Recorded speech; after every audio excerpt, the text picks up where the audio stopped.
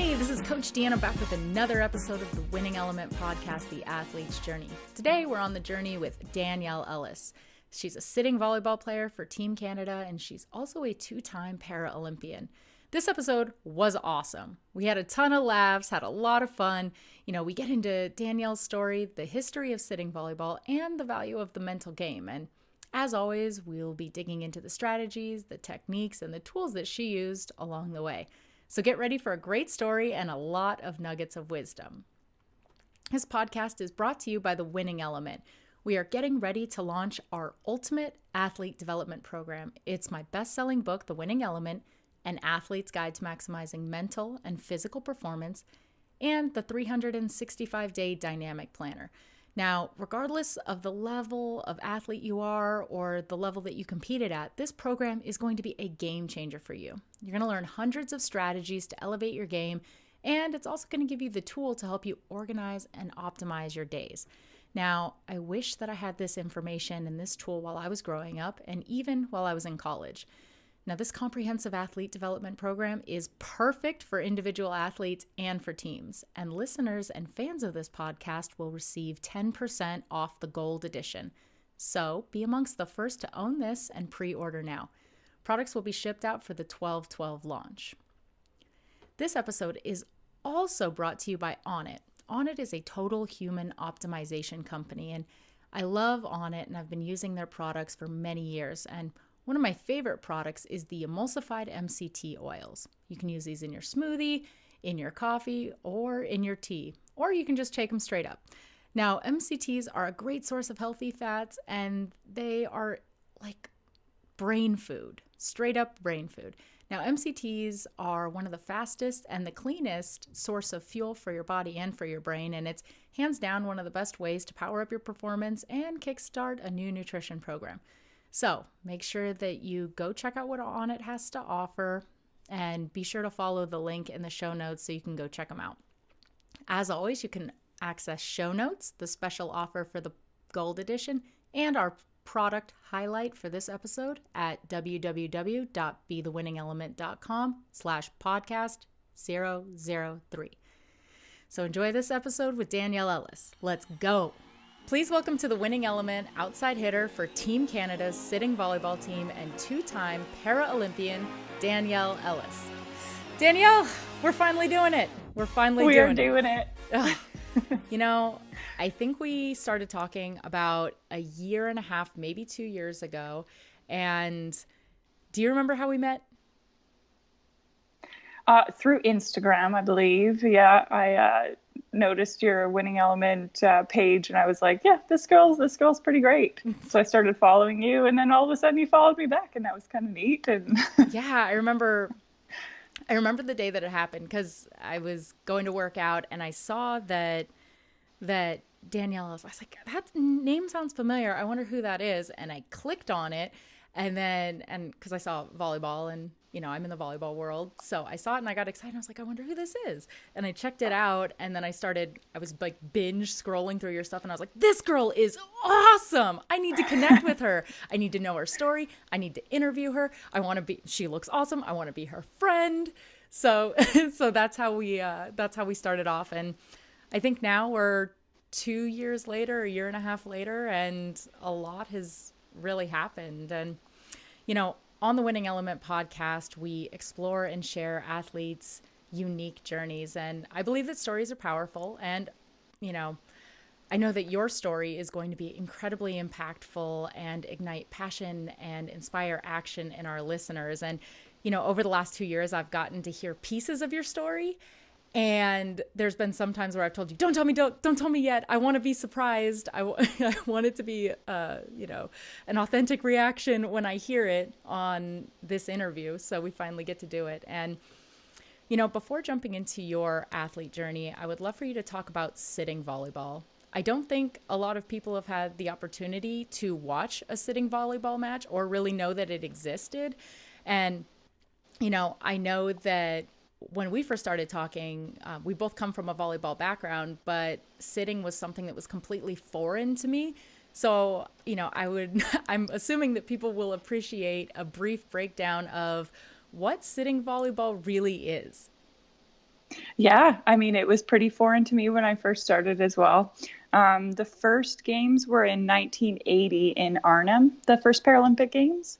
Um, it was it's just another adaptive sport for the Paralympics. So more working for those with physical impairments, mostly lower body, but some upper body impairments, like amputees, people with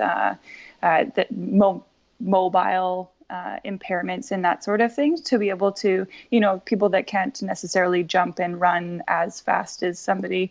I mean, I've only got one leg, so, I can't run quite as fast as somebody with two legs, but so it was created for those types of people and for myself. And so the first games were in 1980 in Arnhem, the Netherlands, which I was in this summer at World Championships. But it's been pretty great. I mean, it's been an amazing experience for me. I played indoor volleyball as well, but sitting is just a whole different experience. You're right on the ground. The game is so much faster. You don't have as much time to move, and you're using a lot more arm and upper body strength than you are in standing. So to give people, a visual of what this looks like, and I encourage people to go check out your page, because your drills are freaking awesome. And just watching a game, it's fast because there's not those big sets. And the ability to really adjust and get under those balls, right? So it's like those balls are coming fast, and it's almost like ping pong, and it's really crazy. But it's almost like there's a lot of scooting. Mm-hmm. It's a lot of scoot. You use your hands to move on the ground, like your butt is right on the ground, and you use your hands to move around the court. So you're kind of like scooting, or like almost crab walking around. And then you have to use your hands to play the ball too. So you have to move so much faster, and it's not like a normal movement. I mean, if I was playing standing volleyball, I'd have to just take a step, and you wouldn't even think about it. You would just step. But now you have to think about putting your hands on the ground and then going over to the ball and then playing the ball. And you have so much less room to play too. Your forearms, like your hands hit the ground. I mean, you don't have nearly as many angles, and it's so fast. I was checking out the passing angles of a lot of the passers, and just looking at it, like it's a brand, it's volleyball, but it's not, right? Mm-hmm. Like it's a completely different sport. Yes, you're passing and they're setting and people are burying balls and great saves, but it's definitely a different sport. And it's totally a really fun sport. When you were competing at the World Championship this year, I remember I think I got up at like 4 or 3, or I was getting up early because I wanted to watch you play the matches. And it was my first time actually watching a whole match, and not just like clips on Instagram and that kind of stuff.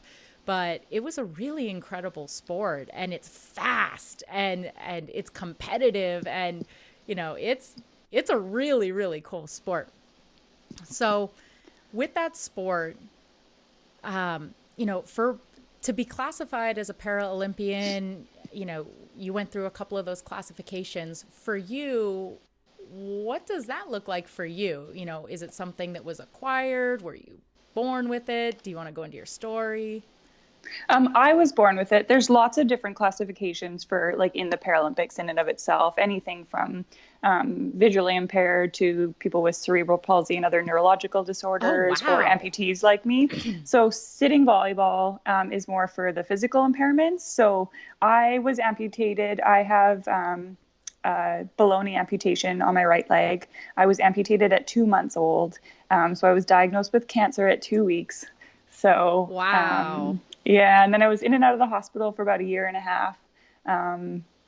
And that's really it. I mean, I've been in remission since then. So, 26 odd years or something like that. And so it's been great for me. So for sitting volleyball, there's 2 different classifications. There's a VS1 and a VS2. So the VS2 is a lower, like a lesser disability. So people with more just mobility issues, not necessarily a full amputation, but like fused ankles, fused elbows, those kinds of things where they can't actually move their arms, their joints, because it obviously makes it a lot more difficult to play, and other types of injuries like that. But for me, I mean, yeah, it was the cancer. The cancer did it for me, which is, a blessing in disguise, I guess. I mean, I was in Rio 2016, so I wouldn't have been there if I hadn't had it. So it's pretty great. Do you feel, do you have a memory of that at all? I mean, 2 months is pretty young. And so for you, that's all you've ever really known, right? That it's just, yeah. That's how it's been. Did you have a prosthetic right off the bat? So it's like you're a 2-year-old with a little one, and then you're a 3-year-old with a slightly bigger one, and then you're a 4-year-old with, how does that work? How was that experience growing up or with sport? My first foot it's just so adorable. It's, like maybe do you still have maybe it? 3 inches high. Yeah, it's so cute. I think like my mom has it somewhere. It's absolutely adorable. Oh my but yeah, God. I had to get new ones every year. As soon as I grow. So when I was in, high school and stuff, I got them a lot. There was actually one year, I think I was in grade 9, and I was playing indoor volleyball and I was playing soccer. And in the span of 4 months, I broke 4 feet. What? So like actually snapped, because it's made out of carbon fiber and bolts. So I snapped bolts, I snapped the carbon fiber in half, like things that are not supposed to break in half. And so I did it. Oh it was my great. God. It was horrible. So I'd have like spare legs in the closet. I carried duct tape in my You have volleyball spare bag. legs in your closet. Right. Is it something that, so it's something that you've always known, right? And then you're playing soccer, you're playing volleyball, you're doing all these different sports. How was that for you with teammates? Was it, was there any time that you were on a team and a new teammate came on and it was like they found out that you had all of these legs like in your backseat, or that it totally you happened, got somebody and people by just didn't surprise, know. like you were just like, hey. Like, right? Oh man, so many stories. My favorite is probably, I was playing soccer. I was probably like 12-ish. And my whole team knew, and I played with the same team for quite a long time. So it wasn't a big deal. I mean, every once in a while we'd get the new player and they didn't eventually find it. I mean, you're playing soccer and you've got cleats on, you've got long socks. Like you don't notice somebody with one foot. Well, that's what I mean. Yeah. But this one time I was playing and I was midfield. I was running down the right side, and now I'm left-footed. But growing up, I was right-footed. I don't know how that made sense. Okay. I don't know why my parents didn't tell me not to do that. Anyways, running down the right side of the field, I go to kick the ball with my prosthetic, and my prosthetic just goes flying down the field. So my whole team just keeps going. They're like, whatever, it's just Danielle's leg. But the other team, the referees, like all the parents on the sidelines just like stopped dead. It was absolutely ridiculous. And everybody I know always remembers that story. It was so funny. Like it just, yeah. Got to find the humor in it, I guess, right? Oh my gosh. Whoa. I'm crying. It's so yeah, funny. that was a good day. So when did you make the switch to only volleyball? How many legs did you have to lose? Did you kick off before you were like, that's enough, I think I'm only going to jump and I'm going to play volleyball?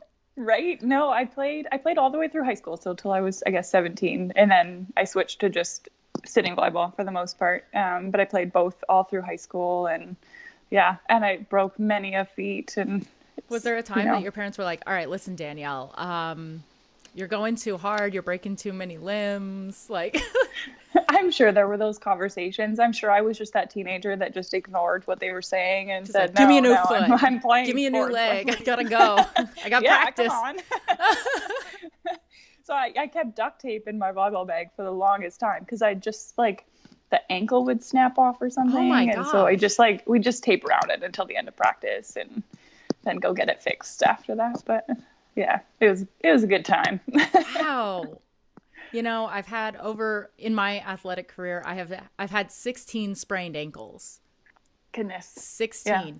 And man, it would be nice to just like throw duct tape on it and then be like, right? Like, oh no, I'll just fix it later. No, I'm out for 4 or 5 months.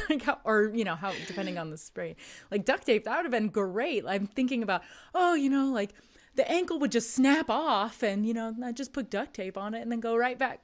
You're crazy. I love it. So good. So good.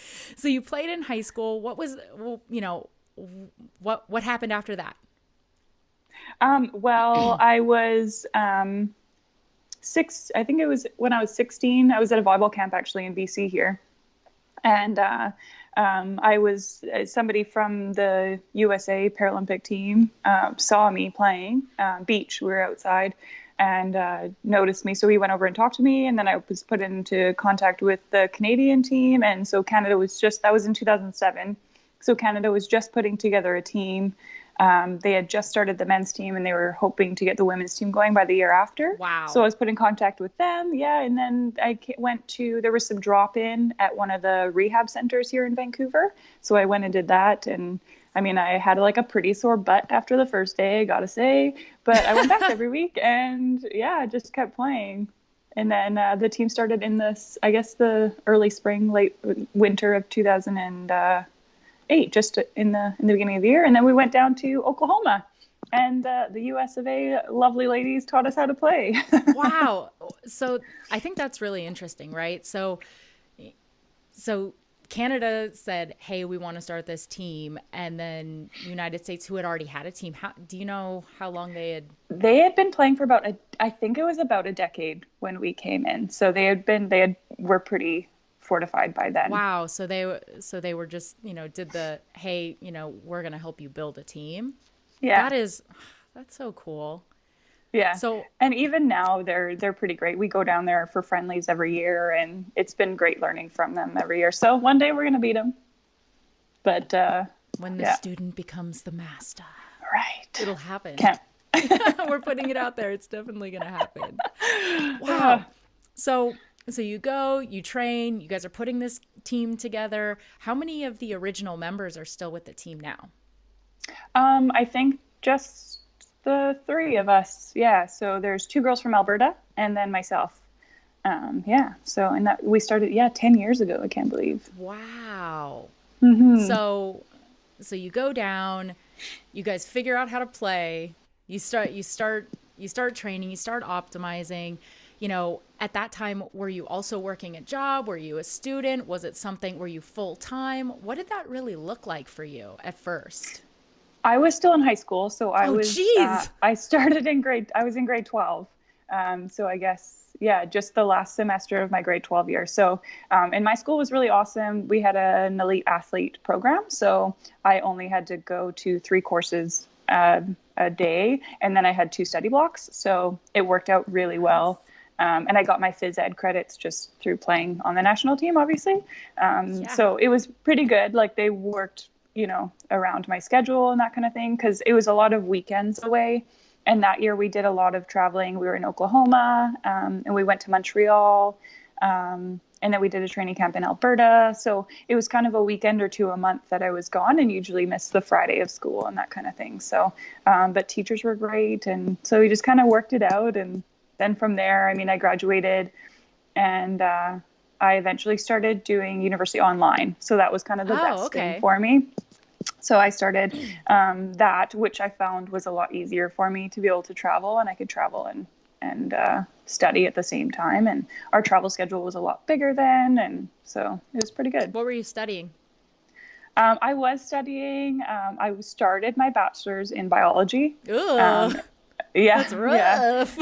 Yeah, so I did about my first 2.5 years. And then really all I wanted to do was be a paramedic. So I finally just kind of stopped that school that wasn't getting me anywhere and just went and did my my paramedic degree. So yeah, I've got my certificate for my primary care paramedic. Nice. Mm-hmm. So let's go the competition route. So your first big competition was, you said Rio, right? Yeah. What was the first big one? Well, that was the Paralympics that I attended was Rio, but the first big games was probably the 2010 World Championships. That was probably my first biggest games because there was 12 teams. It's 8 years ago, and I remember bits and pieces, and I remember I subluxed my shoulder that tournament, so that was great. But it was, it's just such a neat environment, such a neat atmosphere to be able to play at that level and to be able to compete with all of those teams. That was only 2 years after Canada had started a team. So we had like 9 or 10 people. It was actually down in Oklahoma. Only 9 or 10 people that came and a coach and a physio or something. But I mean, all the people that were there, I mean, it was just such an amazing experience. We did okay. We played. But I mean, like, that's the start, right? It's like, okay, we're here, we're playing. And especially with 12 teams or around. So that's pretty cool to know, to be one of 12. Mm-hmm. Like it's a very small community around the world. Yeah. So you went to the Rio Olympics also, right? So you had that first big competition, you had Rio Olympics. What came next? After Rio was Worlds this summer, I guess, was my next biggest tournament, was World Championships in the Netherlands, which was really neat. They're pretty great people, those Dutch. And it was an amazing experience. I mean, it was something so totally different than I had ever experienced before. I was way more prepared, obviously. And I did so much more training to get to Worlds this summer than I had before. I feel like I really took it. I don't know. I feel like I grew up sometime in the last 10 years, and over this World Championships was really where I felt like an adult athlete, which is, I think, a totally different experience than somebody so young. And I mean, you just have you make different choices and you do different things. And I really wanted it this summer. And so it was a super great experience. I mean, we came 7th, so we wanted top 8 of 16, and we fought for it and we got it in the end. So it was great. So going up to that, I want to talk about your preparation, because I had the opportunity to kind of see what that preparation looked like.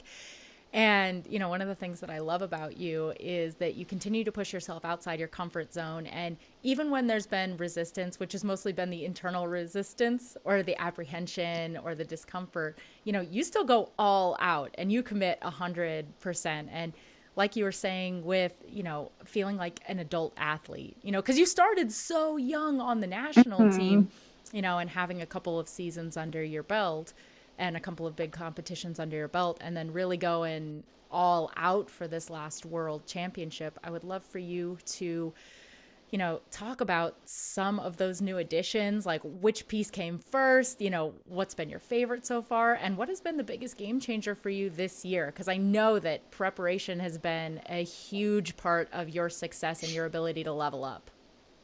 Yeah, it's been huge. I think the biggest turning point for me after Rio, because, you know, we did well and we played and we competed, and but I wasn't the athlete that I thought that I wanted to be. I came back to Rio and it was kind of a harder turnaround for me. I had left the sport for 3 years and came back, and Rio was it. And so it was a pretty huge, like, 9 months, and then I was in it. And so I really wanted to be a better athlete coming out of Rio. So January came around and I started in on the nutrition. So that was the first thing for me. I like to do things in steps. Like, I want to do it all, but I have to do it one thing at a time, because otherwise I get too overwhelmed, and I like to do everything at 110%. I can't leave it. So I started out with the nutrition and it was great. I started a new nutrition plan and I got really, like, fit and healthy and felt great. So then I started training with my strength and conditioning coach, who I'm still with now. She's amazing. And then I started to get stronger, and that was awesome. And, you know, we had a mental performance coach come in for our sitting volleyball team at one of our camps in Edmonton. And I'm like, this is so hokey. Like, I don't want to be here. Like, this is stupid. Why do I have to think about this?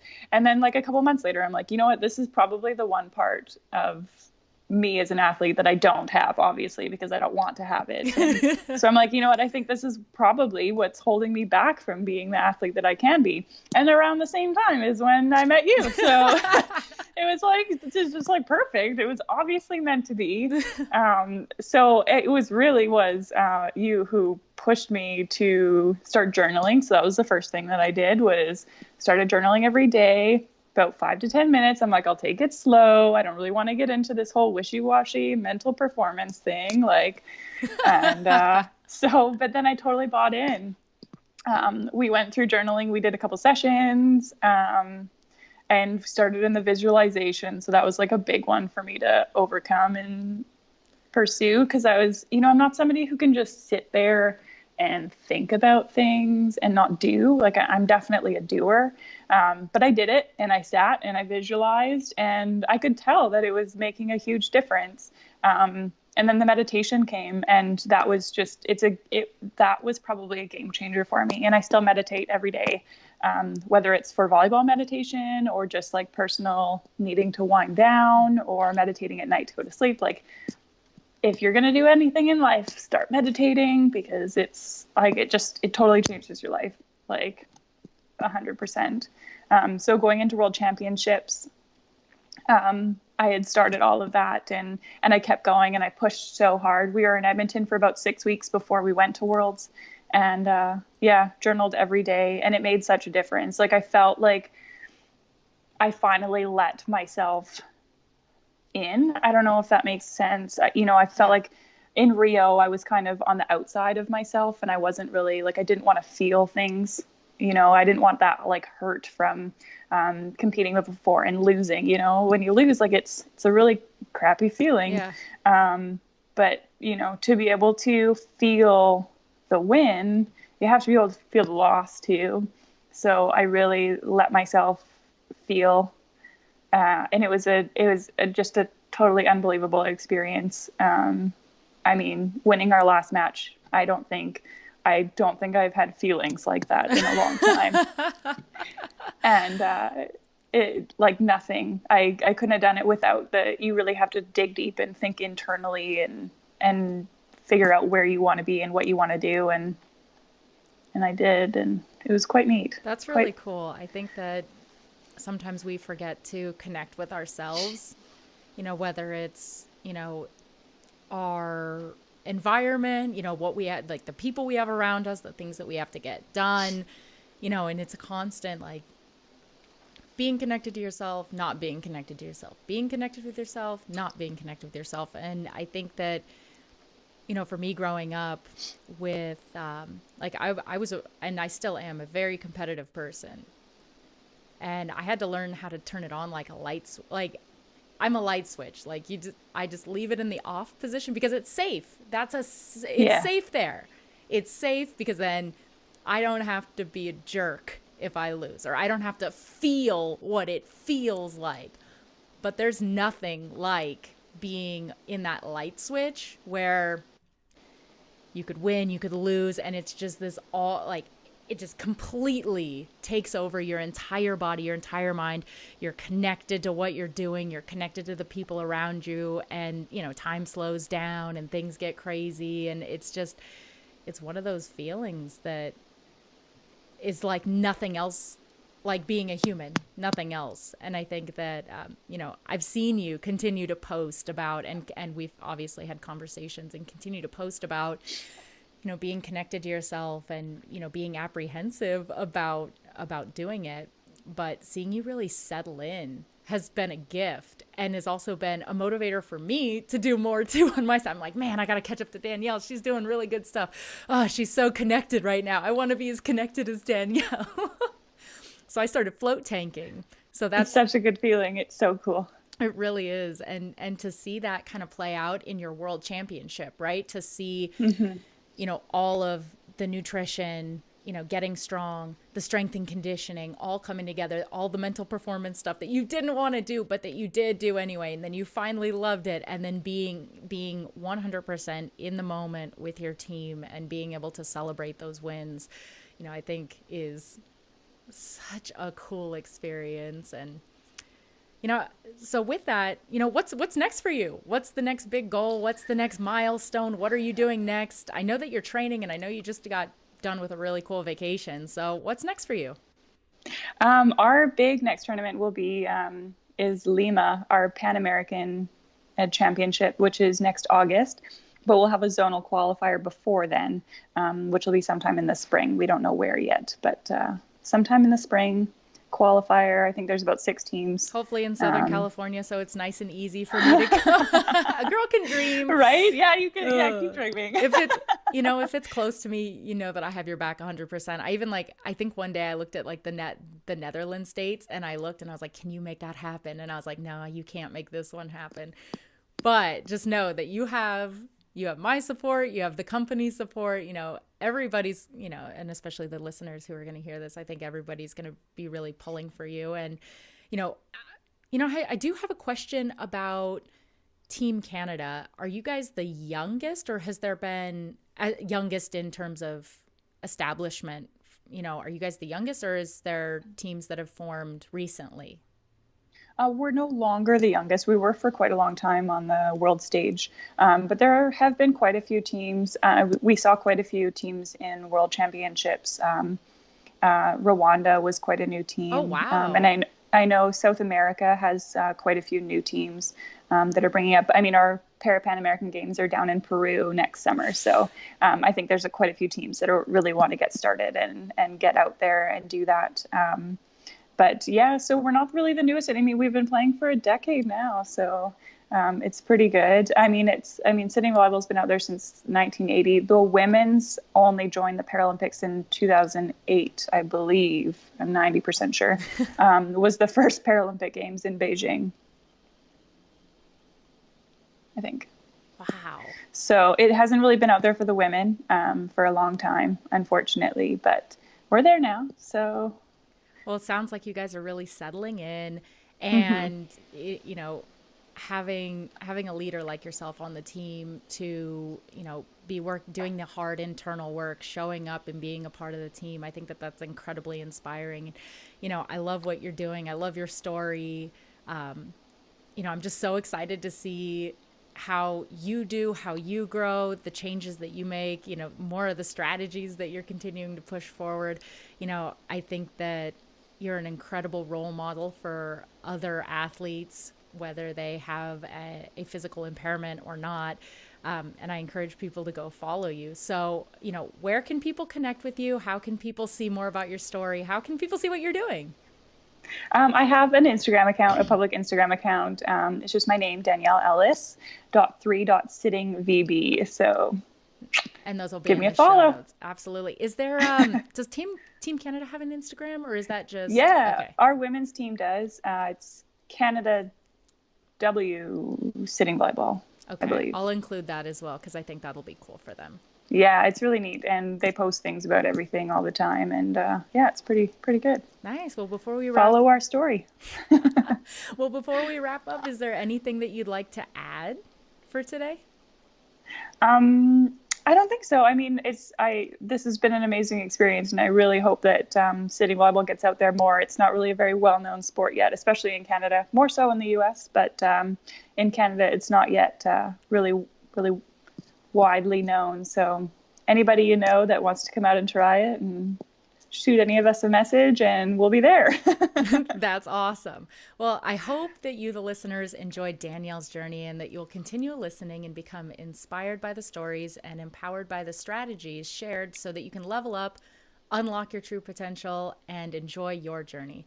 I'm so grateful for your attention, and I hope that you got something special out of this episode. Make sure you follow Danielle and Team Canada on Instagram. Also, hit subscribe and tell your teammates and friends about this podcast.